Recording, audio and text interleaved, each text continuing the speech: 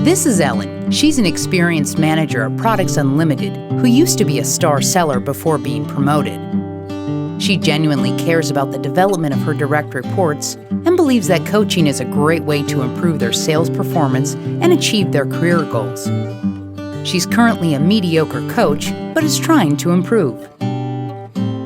This is Niko. He is an experienced seller and relationship builder who generally comes close to or hits his sales goal.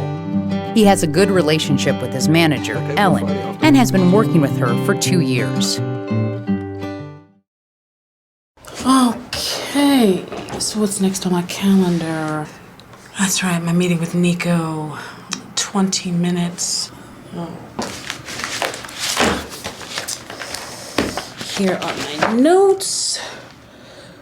Okay, so I need to make sure he's still on target to hit goal this year. Don't want him to fall short again like last year. And I should probably ask him about the Acme account. Okay.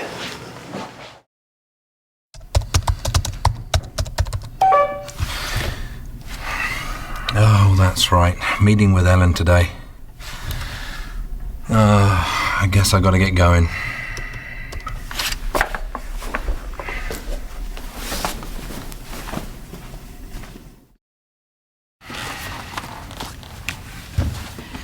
Hi, Niko, how are you? Oh, I'm doing all right, thanks. How are you? Busy. You know how it is this time of year. Always busy.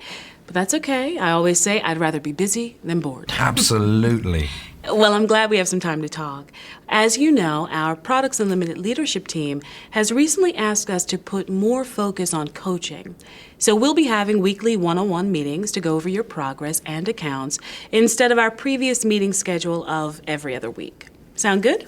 Yes, sounds good. Great. So we have 20 minutes together. I thought we could start with one of your biggest accounts, since it's likely to be a big factor in whether or not you'll hit goal this year.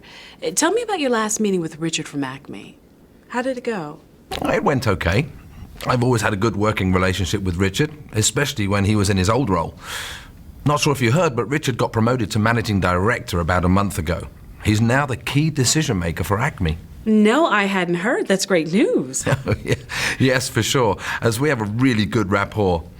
Anyway, it wasn't our most productive conversation, but at least I was able to introduce him to our newest suite of offerings. Why do you say it wasn't the most productive conversation? Well, it probably wasn't that bad. It just seemed Richard was a bit distracted or preoccupied during our meeting. He's not usually like that, so it's something I noticed. But maybe he had something on his mind, new job and all. That's odd. So why do you think he was distracted? Well, I saw him glance at his watch a few times, and he didn't really seem engaged. Now that I think of it, I don't think he asked me a single question about our products. He just listened to what I had to say, looked at the collateral I provided, and that was about it. It was like he was there, but not really there. Not sure why, though. Interesting. Did you use the same selling strategy as before? Using a lot of relationship building and product descriptions to close a deal? Well, I tried to incorporate some of what we've been talking about, but I also didn't want to do anything too different since Richard and I have been working together for a long time. Are you saying I should have done something differently?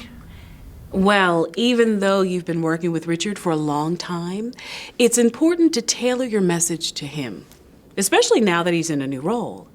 Ask yourself questions like, am I using language that Richard would use? Am I presenting in a style that most effectively captures Richard's attention? Well, how would that sound different from what I was doing before? You should use words that Richard uses in his day-to-day business.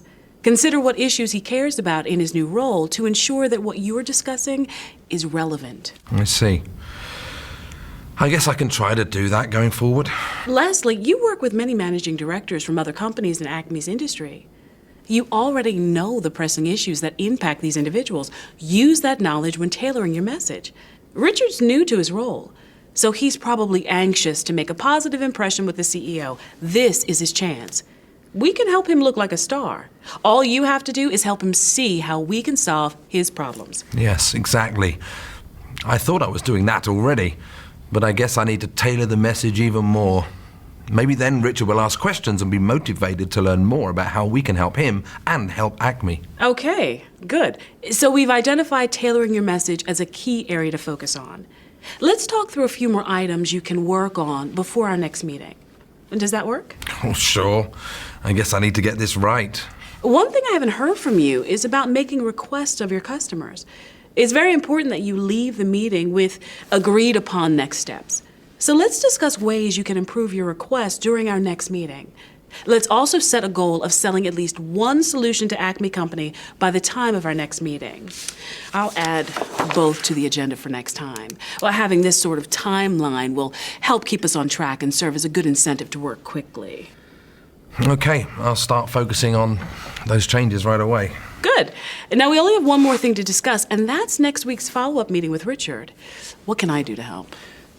Well, since you offered, could you please help me with some of the research I need to do to tailor my message? I could use some help narrowing down the unimportant from the important data. I have a really busy schedule next week, but how about I review your research and try my best to contribute some of my own? Great, thank you. Sure, I'm happy to help. So, for the next few minutes, let's just look at this here. So this is for our agenda for next time. Hello, Ellen. How are you? Good morning, Niko. I'm good, but I'll be even better after this cup of coffee. You ready for tomorrow's meeting with Richard? Yes, I think so. I've been thinking a lot about how I'll grab his attention. Okay, good. I look forward to hearing how it goes. Have a good day. Okay, thanks. You too. See you later.